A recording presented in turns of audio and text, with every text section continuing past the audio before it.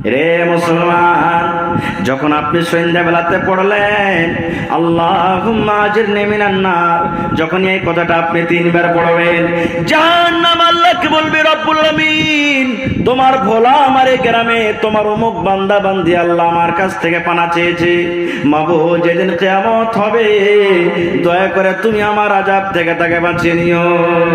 এই মতো জান্নাত কথা বলবে, আল্লাহ তোমার ওই ভোলামারি গ্রামের অমুক বান্দা কিংবা বান্দি আমাকে চেয়েছে রব্বুল আলামিন, লোকটা যেদিন মরে আমার কাছে আসবে আল্লাহ দয়া করে তুমি আমার ভিতরে তাকে দিও। এই মতো কবর বলবে রব্বুল আলামিন তোমার বান্দা আমার আযাব থেকে বাঁচতে চেয়েছে রব্বুল আলামিন, লোকটা মরে যখন আমার ভিতরে আসবে আল্লাহ দয়া করে তুমি আমার আযাব থেকে তাকে বাঁচিয়ে নিও। এরে মুসলমান, এইগুলা দোয়াগুলা পড়ে যদি আপনি মাগরিবের নামাজ পড়লেন গে মা, এরে ভাইরা আপনার যদি ফজর আসার আগে আগে মত হয়ে যায় তবে আল্লাহ রাব্বুল আলামিন জাহান্নামের আগুন থেকে আপনাকে বাঁচিয়ে নেবে, আল্লাহ রাব্বুল আলামিন কবর আযাব থেকে আপনাকে বাঁচিয়ে নেবেন, আল্লাহ রাব্বুল আলামিন কিয়ামতের দিন জান্নাতুল ফেরদৌস আপনাকে জায়গা দিবে। এই মতো ফজরের নামাজের পর যদি 3 বার করে আপনি পড়েন, আর যদি মাগরিব আসার আগে আগে যদি আপনার মত হয়ে যায় রে ভাই, আল্লাহ রাসূল বলেছেন এই মতো যদি আপনার দিনের বেলাতে মত হয়ে যায়, মাগরিবের আযান হওয়ার আগে আগে মত হয়ে যায়, তাহলে বন্ধুরে আল্লাহ রাব্বুল আমিন জাহান্নামের আগুন থেকে কবর আযাব থেকে আল্লাহ বাঁচিয়ে নেবেন এবং আল্লাহ রাব্বুল আমিন কিয়ামতের দিন জান্নাতুল ফেরদৌসে জায়গা দেবেন। মুখাস্তি হলো একবারে ছোট্ট দোয়া, আল্লাহুম্মা আজিরনি মিনান নার 3 বার পড়বেন, আল্লাহুম্মা ইন্নী আউযু বিকা মিন আযাবিল কবর 3 বার পড়বেন, আর আল্লাহুম্মা ইন্নী আসআলুকাল জান্নাতাল ফেরদৌস কয়বার পড়বেন? জোরে বলেন কয়বার পড়বেন? এবার একটু আগে চলেন। আমি যে আপনাদের সামনে সূরাটা তেলাওয়াত করেছি এই সূরাটা পারে মানুষের মুখস্থি আছে না নেই? হানা বলেন আছে না নেই? কিন্তু এই সূরাটার ফজিলত কি, এই সূরাটার মার্তবা কি আমরা সবাই জানি না। জানছে কি? সুবহানাল্লাহ। আল্লাহর নবী বলেছেন যদি কোনো আমার উম্মত যদি কোনো নর কিংবা নারী ওরে সুবহানাল্লাহ 10 বার 24 ঘন্টার মধ্যে এই সূরাটাকে পড়তে পারেন, কতবার? জোরে বলেন কতবার? 10 বার যদি সূরা ইখলাস কেউ পড়তে পারেন, আল্লাহ রাসূল বলেছেন উম্মত রে এই 10 বার সূরা ইখলাস পড়ার কারণে আল্লাহ রাব্বুল আমিন ওই পড়নেওয়ালার জন্য জান্নাতের ভিতরে এখন ঘর বানিয়ে দেবেন। সুবহানাল্লাহ, কত বড় ফজিলত! 10 বার পড়ার কারণে আল্লাহ কোথায় ঘর বানাবেন? আরো জোরে বলেন কোথায় ঘর বানাবেন? জান্নাতের ভিতরে ঘর বানিয়ে দিবেন। পড়েন ইনশাআল্লাহ, থেকে পড়বেন, জোরে পড়েন ইনশাআল্লাহ। আরো শুনেন ফজিলত কি, সুবহানাল্লাহ। আনাস বিন মালিক রাদিয়াল্লাহু তাআলা আনহু একজন সাহাবী, উনি হাদিস বয়ান করছেন যে আনসারী একজন সাহাবী একটা গ্রামে ইমাম সাহেব ছিলেন, যেমন আমার আপনার গ্রামে ইমাম সাহেব আছেন না নাই? ইমাম সাহেব আছেন। এবার ইমাম সাহেব কি করতেন, আল্লাহু আকবার বলে হাত বাঁধলেন বুকে, এবার দোয়া পড়লেন, বায়াত বাণী পড়লেন, তারপরে সূরাতুল ফাতিহা পড়লেন, সূরাতুল ফাতিহা পড়ে এবারে কিন্তু সূরা ইখলাস পড়তেন, আর সূরা ইখলাস পড়ার পর তখন আবার ফের অন্য কোন সূরা পড়তেন, তারপরে তখন কি করতেন? রুকু করতেন। বুঝতে পারলেন তো? সূরা ফাতিহা পড়লেন, তারপরে কোন সূরা পড়লেন? সূরা ইখলাস, কুল আল্লাহু সূরা পড়লেন, তারপরে আল্লাহর রাসূল বলছেন, আনাস বিন মালিক বলছেন যে তারপরে অন্য ফের আরেকটা সূরা পড়ে তখন রুকু করতেন। একদিন দুদিন যখন হয়ে গেছে তখন গ্রামের লোকেরা বলছে, এই ইমাম সাহেব এই যে আপনি সূরা ইখলাস পড়ছেন এই সূরাটাতে কি নামাজ হবে না যে আপনি অন্য ফের আরেকটা পড়ছেন? এরকম করলে কাজ চলবে না। আপনি ফাতিহার পর হয়তো অন্য কোন সূরা পড়েন না, তো সূরা ইখলাস পড়ে আপনি রুকুতে চলে যান। তখন ইমাম সাহেব বলছেন, দেখো আমার সাথে তোমরা জোর গলাতে কেউ কথা বলিও না, আমাকে ইমাম রাখবে তো রাখো, না রাখো তো আমাকে ছেড়ে দাও। তোমাদের মতো লোককে আমি নামাজ পড়াবো না। আমাকে যদি ইমাম রাখো তো আমি এরকম ভাবে নামাজ পড়াবো, সূরাতুল ফাতিহা পড়বো, সূরা ইখলাস পড়বো, তারপরে অন্য কোন সূরা পড়বো, যে রুকুতে যাবো। এই বেচারি গ্রামের লোকেরা কি করবে? মুক্তাদি গ্রামের মধ্যে ভালো ওজনওয়ালা লোক বলছে এই যদি ইমামতি ছেড়ে দেয় তো কাকে ইমাম রাখবো? ইমামি হতে করার তো লোক নাই। তখন বলছে না এরকম করে হবে না, আল্লাহ রাসূলের দরবারে চলো। শেখাইতে নিয়ে চলে গেলেন সাহাবীরে, শেখাইতে নিয়ে আল্লাহ রাসূলের দরবারে। নবীজি আমাদের পাড়ার গ্রামের ইমাম সাহেব প্রত্যেক নামাজে আমরা দেখতে পাচ্ছি যে সূরাতুল ফাতিহার পরে সূরা ইখলাস পড়ছেন আর তারপরে আরেকটা সূরা পড়ছেন আর সূরা পড়ার পর তখন রুকু করছেন। রাসূল বলছেন যে তোমাদের ইমামকে ডেকে আনো, যাও। চলে গেলেন ইমাম সাহেবকে নিয়ে। এবার দয়ার রাসূল বলছেন, এ ইমাম সাহেব, তোমার ব্যাপারে এরকম এরকম কথা শুনেছি বাবারে, কি খবরটা সত্য কি মিথ্যা বলো তো? বলছেন, দয়ার নবী গো, আমার ব্যাপারে যা শেখাতে হয়েছে নবী গো, সব সত্য, সব সত্য। আমি সূরাতুল ফাতিহার পর সূরা ইখলাস পড়ছি গো দয়ার নবী, এটা কথা সত্য। তারপরে আরো একটা অন্য সূরা পড়ে আমি রুকুতে যাই। এবারে দয়ার রাসূল বললেন, বাবারে কেন তুমি সূরাটাকে প্রত্যেক নামাজে তুমি পড়ো? কেন তুমি পড়ো? কোন কারণটা তুমি বলো, কেন সূরা পড়ো বাবারে? পড়ার কারণটা কি তুমি দয়া করে বলো। এবার সে সাহাবী বলছেন, দয়ার নবী গো, ইন্নী উহিব্বুহা, এই সূরাটাকে আমি খুব ভালোবাসি, পড়তে খুব মজা লাগে গো দয়ার নবী। এতে আল্লাহর সিফাত আছে, এতে রহমানের সিফাত আছে, এতে আল্লাহর সিফাত বয়ান করা আছে।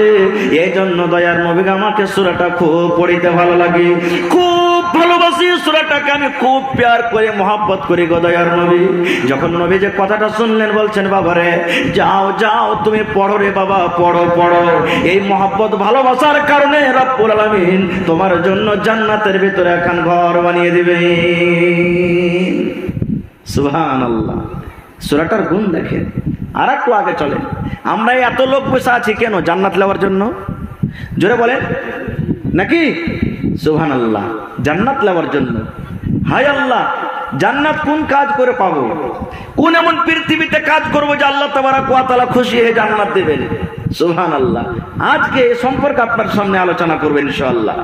একটা শিখলেন যে সূরাতুল ইখলাস পড়তে গেলে আল্লাহ কোথায় ঘর বানাবে। এবার জান্নাতটা কি জিনিস একটু জানার দরকার আছে না নেই? হানা বলেন, আছে না নেই? জান্নাত কি জিনিস আল্লাহ সময় যেতে ইনশাআল্লাহ অন্যদিন বলবো, তবে একটুখানি ঝলক আপনাকে দেখে দিই একটা হাদিস। জান্নাতটা কি জিনিস? এই পৃথিবীতে আমরা মুসলমান প্রত্যেক মানুষ এটাই চাই যে আমার বাড়িতে আমার কাছে টাকা হোক, আমার কাছে জমি জায়গা হোক, আমার একটা সুন্দর বাড়ি হোক, আর তার সাথে সাথে সুন্দর একটা বিবিও হোক। নাকি ইচ্ছা আছে না নেই? আছে। ভাই আমার, আল্লাহ তাবারক ওয়া তাআলা জান্নাতে হুর দিবেন, বিবি দিবেন। কত সুন্দর হবে জানেন?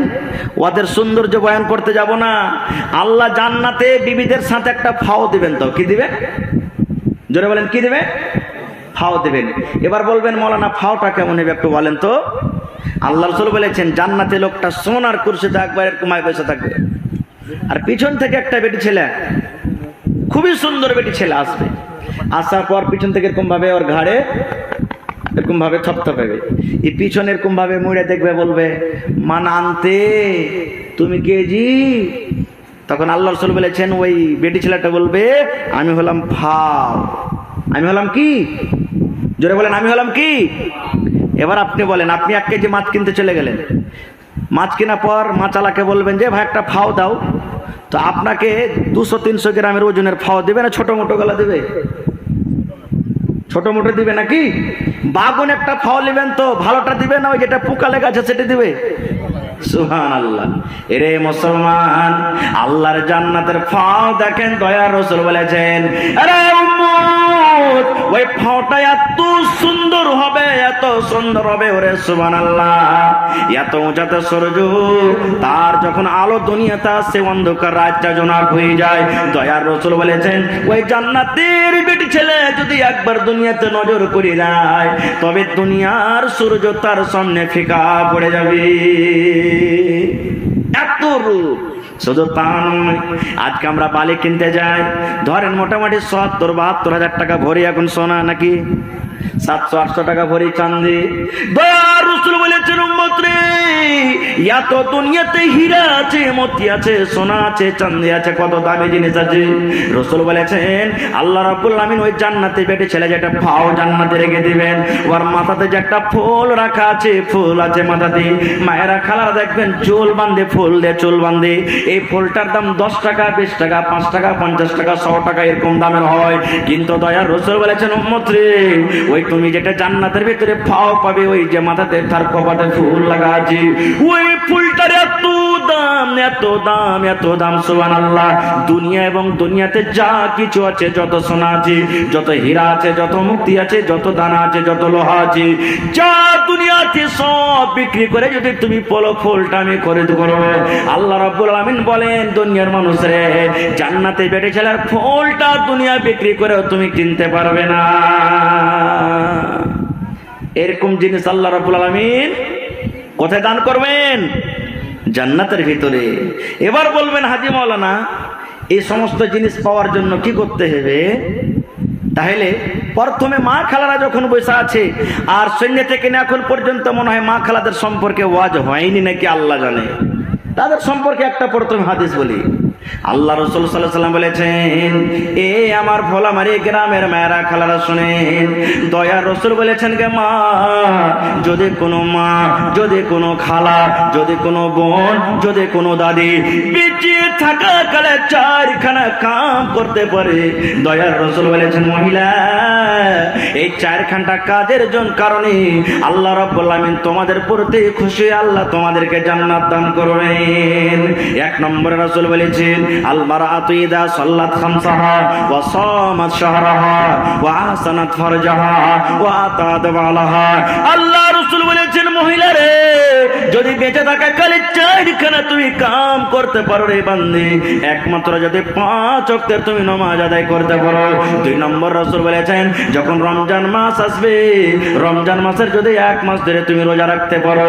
3 নম্বরে রাসূল বলেছেন, ওয়া আহসানাত ফারজাহা, তোমার শারমগার যদি তুমি হেফাজত করতে পারো।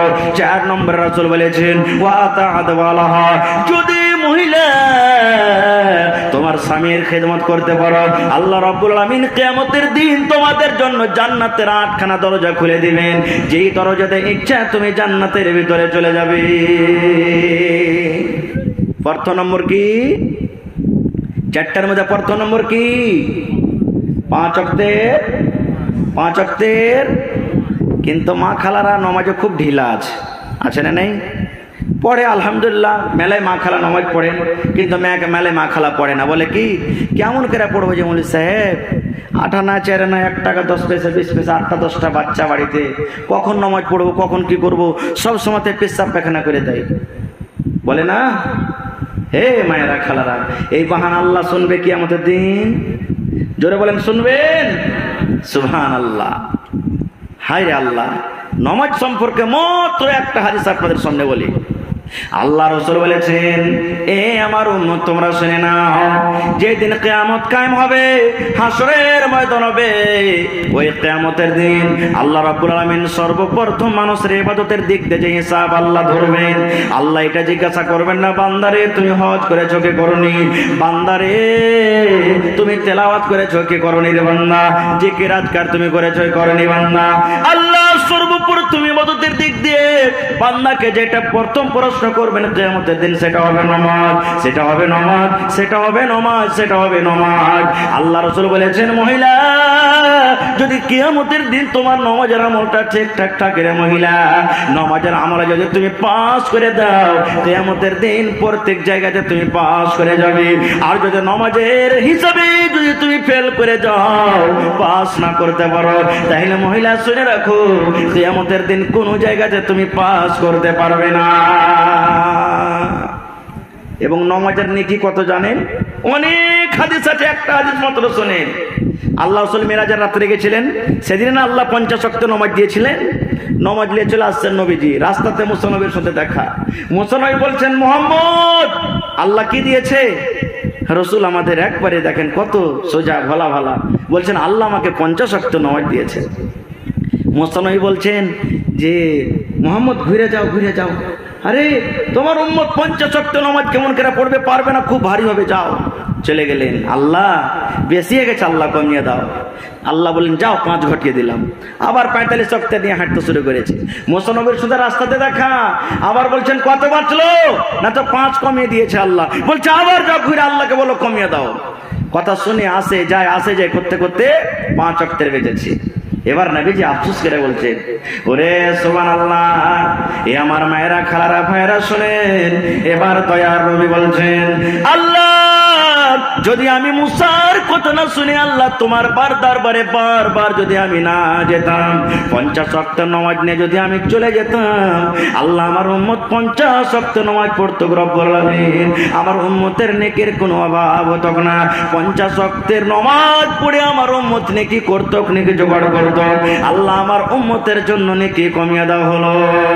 এবার আল্লাহ রাব্বুল আলামিন বলছেন, মুহাম্মদ তুমি চিন্তা করিও না, আমার হাবিব তুমি চিন্তা করিও না, নিরাশ হয়ে যেও না। আমি আল্লাহ রাব্বুল আলামিন নামাজের গিনতি ঘটিয়ে দিয়েছি, কিন্তু নামাজ পড়ে যেটা নেকি পাওয়া যাবে সেই আমি নেকিটা কমাইনি।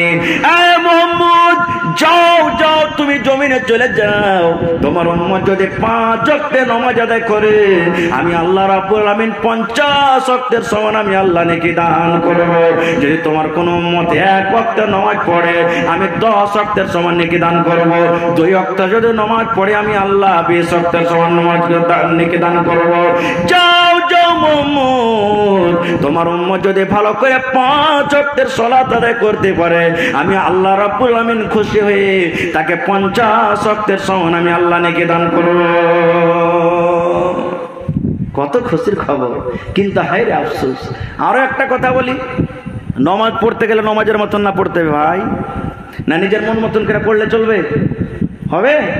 একটা লোক নামাজ পড়ে না, গ্রামের মৌলভী সাহেব তখন বুদ্ধি লাগালছে যে একে নামাজ ধরাবো কেমন করে। তখন বলছে, এ ভাই তুমি নামাজ পড়ো, প্রত্যেক ওয়াক্তের নামাজের বদলাতে 10 টাকা দেবো তোমাকে।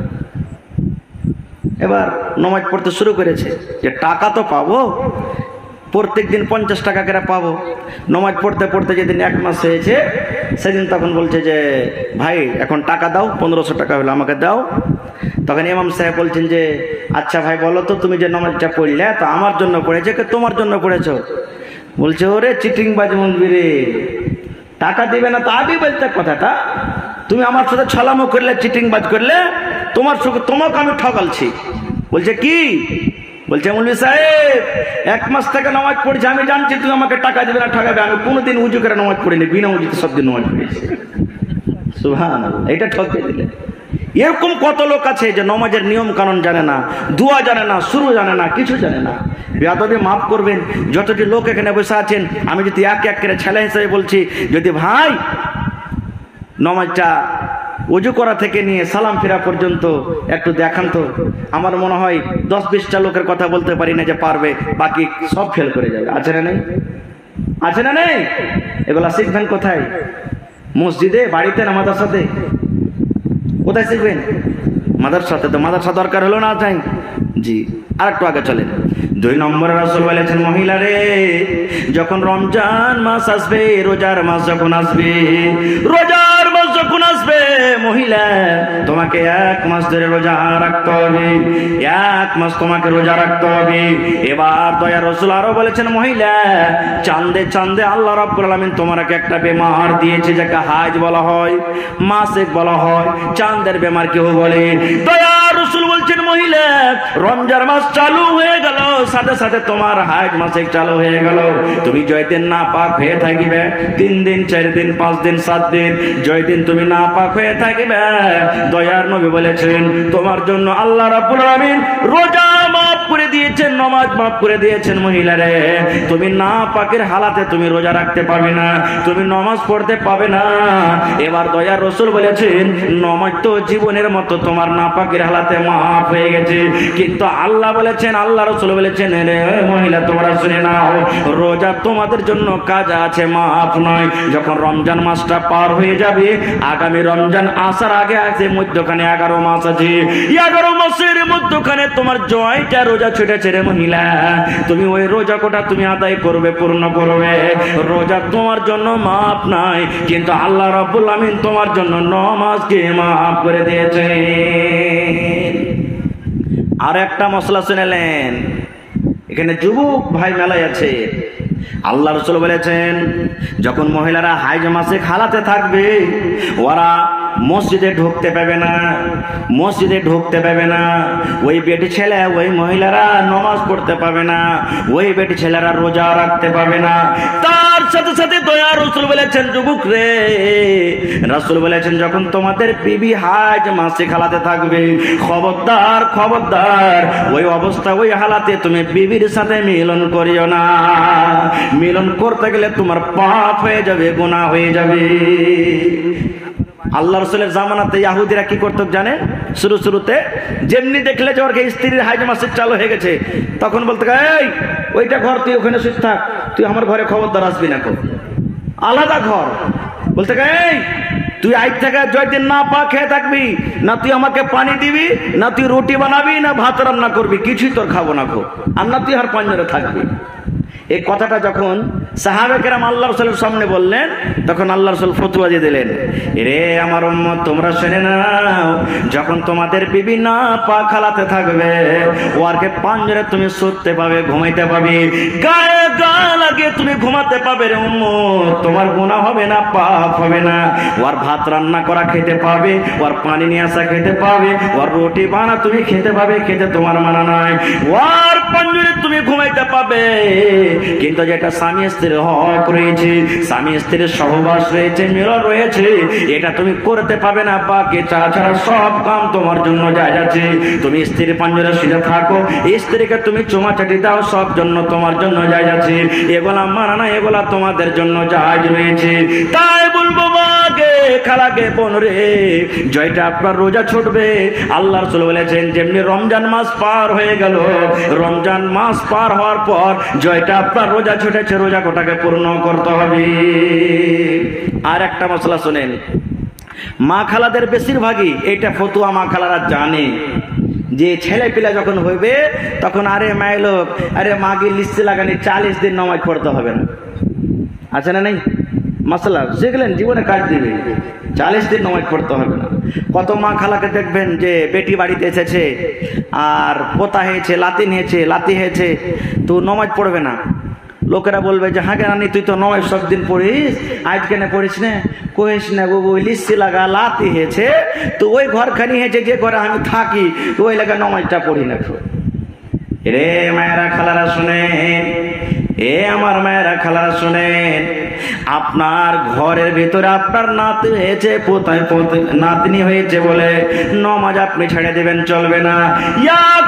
আপনার মেয়ে আছে, আপনার নাতি আছে, নাতি হয়েছে, পুতিন হয়েছে, আপনি অন্য দিকে অন্য সাইডে আপনি নামাজ পড়েন, নামাজ পড়া মানা নাই। দ্বিতীয় নম্বর, 40 দিন আপনাকে নামাজ পড়তে হবে, এটা কোনো কথা নাই গে মা। কোনো মহিলার 20 দিনে ভালো হয়ে যায়, কোনো মহিলা 15 দিনে ভালো হয়ে যায়, কোনো মহিলা 10 দিনে ভালো হয়ে যায়, কোনো মহিলা 1 মাসে ভালো হয়ে যায়, কোনো মহিলা 40 দিনে ভালো হয়ে যায়।